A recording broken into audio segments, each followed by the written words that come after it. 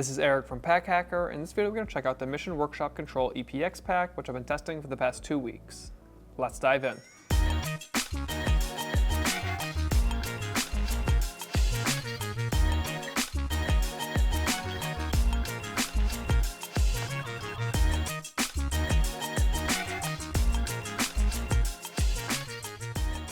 So the materials that we're working with here are EcoPack fabrics, and I'm going to lift this up so you can get a better look at it. We have 100% recycled Reprieve RPET fiber and Challenge RUV film. So we have some very durable materials here, and I think you either like the look or you don't. You turn it to the side here, and one thing I can say is you can probably tell that this bag is a little bit dirty right now, and that's because I have been cycling to and from work with this almost every day. And we've had a lot of rain lately, so on one of my commutes home, I think this was maybe on Thursday, it was just pretty much raining the entire way home, and I had some errands that I had to run, so this was in the rain for probably about an hour, and then also part of that time was in the rain, also on a bike without fenders, so just getting completely sprayed with water. And all my gear on the inside was still dry when I got home. And as you can see, I haven't cleaned it up just so you can see it. The first time it got caught in the rain, I cleaned it up afterwards and it cleaned up fine. The hardest part to clean is this material here, but the main pack material and then this Hypalon up here and stuff like that is very easy to clean. This takes a little bit more, like I use a sponge on this instead of a paper towel, because that kind of just roughed up the paper towel and then left residue. So just very, very durable material, pretty lightweight. You have a lot of accents on here that make it a little bit heavier, then it's just very, very water resistant as well. I cannot speak highly enough of how water resistant that this is. I'm just very happy with this material. I also think it looks pretty nice as well. So we have YKK zippers. I'm trying to think of the best one to show you here. Probably this one underneath here. AquaGuard coating on all of these zippers. So you have a nice PU coating to stop water from getting inside. They work well, but they're also pretty much all the zippers are covered up. So we have a zipper here that's covered underneath a little fabric welt. The zipper on this is covered by a fabric welt as well. And then we have the laptop compartment here, which is not covered up, but it's like a vertical line. So it's like water's never really sitting there. So it doesn't really need to be covered up as well, but we do have a little zipper garage up here, little Hypalon tab at the top to cover up the little tiny holes. This is definitely not like a waterproof bag, but it is certainly highly water resistant. We also have a fidlock here on the front, which we'll get into a little bit later. You can add a ton of different modular things to this bag. It's the archive system. You can add it onto these here and also onto the side here. So we don't have any of the modular additions, but there's a ton of stuff you can add. This is a very expensive bag, and that makes a very expensive bag even more expensive, but it just makes it so you have more organization. There isn't a ton of organization inside of this bag, and by adding gear to this, you can add more segmentation. I will say I do like this better than like a Molly system, because I think it looks a little bit better. Like, it doesn't even necessarily look like that's what it is, and you can use it without it. But a Molly PAL system is more versatile because you can really just use it with any kind of gear. So on the top here, we do have a handle here. Kind of gets stuck in there sometimes, but not a huge deal to me. Then we also have a luggage pass-through down here. It's a vertical luggage pass-through, so your backpack is sitting like this, so you can still access things through the top when you want to get something out. So moving into the harness system, and I want to say, I don't know if I said archive before, but obviously it's archive. My brain is just all over the place. But now we're moving into the harness system. As you can see, this is one big piece of material. It's all connected. So you have a very well padded, well aerated, and just very breathable back panel. It's one of the most breathable back panels that I have ever personally used myself. As I said, I've been cycling with this thing. It's been kind of chilly, but we've also had warmer days with lots of sun, and it's been very breathable. Very happy with this material, and it transitions all the way up here onto the shoulder straps. So you're getting that from both the shoulder straps. I know some users would probably prefer something more sturdy on the shoulder straps here, but for me personally, I really like this. It's very comfortable to me. It's also super adjustable. There's a hook and loop fastener on the back here, so you can lift it up and down depending on your preference or just your torso size or your height or just how you like to wear the bag. So very happy with that. If you can hear that, they're drilling next door right now. They're adding a lock to the bathroom, which is nice, but it is a little bit loud, so sorry if you can hear that. But very happy just with the overall comfort of this thing. We have a sternum strap here, which as you can see, you use this little button to move, which isn't the most convenient, but once you get into a space you want it, it's not gonna move, and I like that. So less convenient than a rail, but it's gonna stay put more than a rail. On the top here, as you can see, we have these load lifters, which are very handy as well if you load this thing up with a ton of heavy gear. You kind of just shift that weight around if you need to. And there isn't a hip belt on this thing, and sometimes I feel like it needed it. You could always make one if you wanted to, but it just feels a little bit naked without it. I really like The sternum strap, I know it sounds like a weird thing to say, but it felt very comfortable, especially when I had a ton of gear loaded inside of here. I could use the sternum strap to just kind of bring it together and make it feel a little bit more at home. But overall, very comfortable. I don't think it's missing a hip belt, but sometimes it felt like maybe it needed one. If you're finding this helpful, make sure you throw a like on the video, drop a comment down below about what you do with this pack, and subscribe to the channel so we can continue making content like this to help you travel smarter. Sorry, I think they were using a shop vac out there right now, so apologies if you could hear that. So as you can see, this pack has a very large frame, especially for the size. It isn't a tiny bag, but it's by certainly no means like a huge travel backpack. It has a very large footprint, but I found it to be pretty evenly weighted when I'm riding my bike. It's like just a pretty comfortable bag overall. And there's not, like I said, there's not a ton of adjustments you can do like while you're wearing it. Obviously you can do the shoulder strap adjustment here. If you can have the range of motion, you can grab up on the load lifters, but you can't do the, obviously you can't adjust the back panel because that's like a hook and loop fastener, and you can't adjust the sternum strap. So typically one of the only things I'm going to adjust a ton while I'm wearing a bag is the sternum strap, and I can't really do that. I can make it tighter, but I can't move it up and down because of that button system. So I actually prefer that because it's not moving. Like once I get it into the place, I'm not typically going to move it, but that's just something to think about. So the only two real things to note here are that it is a very large pack. Like if you have a smaller frame, it may be a little bit too big for you, and then again that you cannot adjust that strap. So we've actually only got 3 compartments on this pack. If you have the archive system, you can obviously add a bunch of stuff to the outside, but as is, there isn't a ton of different pockets, and I actually prefer that, and I'll get into why closer to the end of this video. So the first one we can talk about here is there is a pocket here that the zipper runs across right here,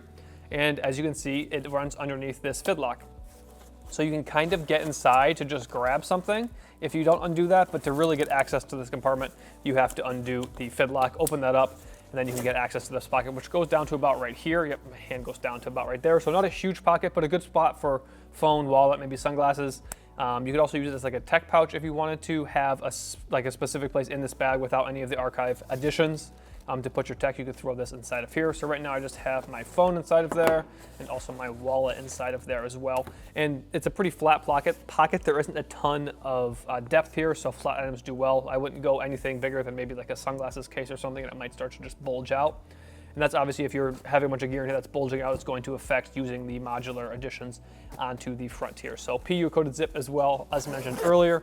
But this one, it feels like it should be a quick access pocket, but because of the fidlock fastener here, it's just kind of not as quick as I'd want it to be. I mean, the fidlock is quick enough, you can open that up, but you obviously have to open that and then get inside, close it up, and then you gotta put the fidlock back on. And if you have the fidlock kind of tight, just, I don't know, I'm being nitpicky, but just one thing to think about in that pocket, it didn't bother me, but if you want a quick access pocket, you're gonna need to get a attachment to go on the front or the side of the bag, and then that becomes your quick access because it's not really hindered by anything. So moving to the side here, as you can see, we have the laptop compartment. I went over that a little bit earlier. Have my 15-inch MacBook stowed inside of there. As you can see, there is a little bit of room, so you might be able to squeeze a 16-inch inside of here depending on the depth, but no organization or anything inside of here. It's very well padded, so you obviously have a little bit of padding on this side, but then you have the, just zip it up to kind of show you, the whole back panel is protecting it here as well. And something I didn't go over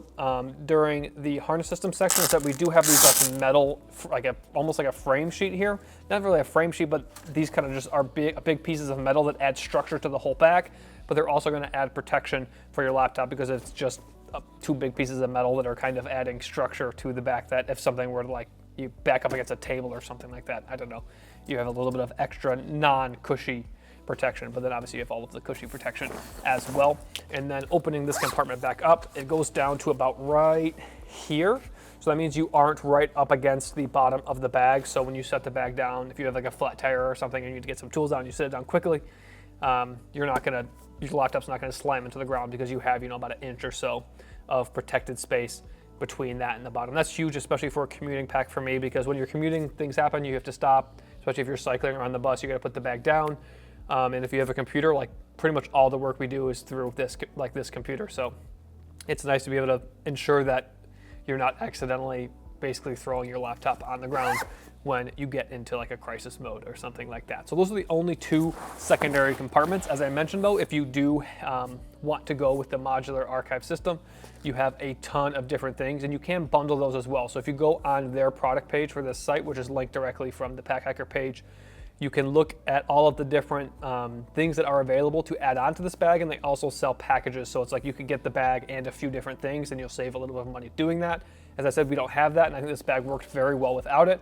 But if you want more secondary compartments, or if you want like a water bottle pocket or just different stuff like that, you're gonna need to add on to this bag. So there are 2 ways to get into the main compartment. Let me slide some of this stuff out of the way so we can really dive into it. There is a top compartment here, and this is a roll top compartment. So you undo this hook and loop fastener, and then you have a roll top there. So as you can see, it's kind of hard to show you on the camera, but it's a pretty standard roll top.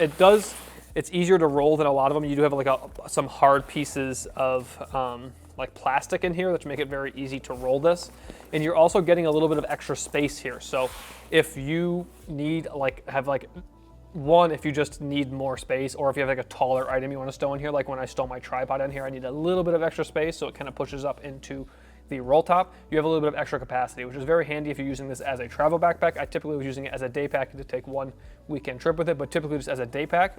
Sometimes you just need a little bit of extra space. Like if I had this packed out how it is now, I can make a small grocery run and then just not roll this as much at the top, and then I could put the groceries that I bought, as long as they'll fit inside the bag at the top of this, and I can continue on my way on my bike without any additional bags. It's gonna fit inside of here. And if I knew I was going to the grocery store, I would have a lot less stuff in here.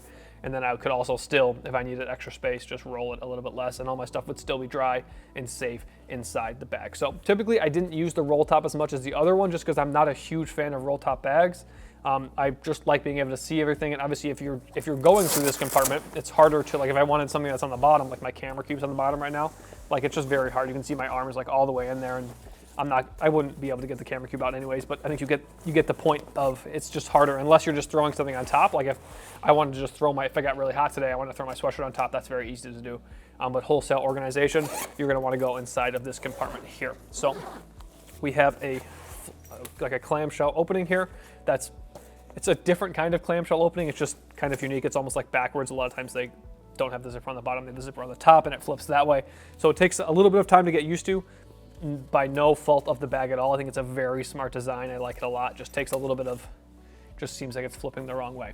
So the only organization we have inside this compartment here is this mesh pocket here. So that's typically where I'm just stowing random stuff that does not have a home elsewhere. So like I had a pocket knife in there earlier. I have a binocular in there right now. I have my sunglasses in there right now. And it's a stretchy material. And then we have just a regular YKK zipper to keep things safe inside of there. So I have a ton of gear inside of her. This is typically what my to and from work was looking like, with obviously the other things that were in the other pockets that I mentioned earlier. And I typically bring a tripod for my camera, just because I don't know, you never know when you need to set up your camera on a tripod, but I couldn't find it today, so it didn't come to and from work with me today. But I have my toiletry pouch inside of here, my big pair of Audio-Technica headphones. Then I have my drone inside this case right here. And then my camera cube with a mirrorless camera and a lens inside of there. So quite a bit of stuff, and it's not a ton of stuff, but it is some bigger stuff. Like obviously this is a bigger piece of a camera cube, and then this is just a long case for the drone, and it's all able to fit in there and pretty easily without too much fuss. Like I could have fit quite a bit more stuff in there. Obviously I normally have a tripod that's about this big, and I just put it all on the side as well. Sometimes I bring like a lunch with me, so sometimes I would have like my chili, because it's getting cold here. I had some chili on the bottom with my camera cube sitting on top of it, and still had the drone and the tripod and just everything in there. But as you can tell, there's really not a ton of organization going on inside of here. So if you want organization, you're gonna have to do it yourself through different pouches and cubes and stuff like that, because it's just a big open space. And I think that that's a great for me personally, because I'm someone who does a lot of different kinds of things, whether that's with hiking or photography or just general urban travel. I can put whatever I need to put inside of here and do with it what I need to do with it. But if you're someone who wants organization for a very specific thing, you're not gonna get that here. You could, in theory, just say, okay, this is where my clothes and stuff like that are gonna go, and all of my organization is going to come from the modular system on the outside of this bag. I don't know if that is something that I personally would do, but you could do it, and that's kind of the nice thing about this bag, is you could start with just this base layer bag and see how it works for you. And then if you want to add things, you can add them as they go. And one last thing to mention about this bag is that it is created in the United States, which is not super common anymore.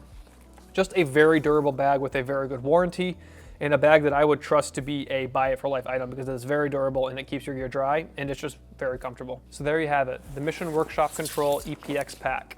Thanks for keeping it here at Pack Hacker, your guide to smarter travel. We'll see you in the next one.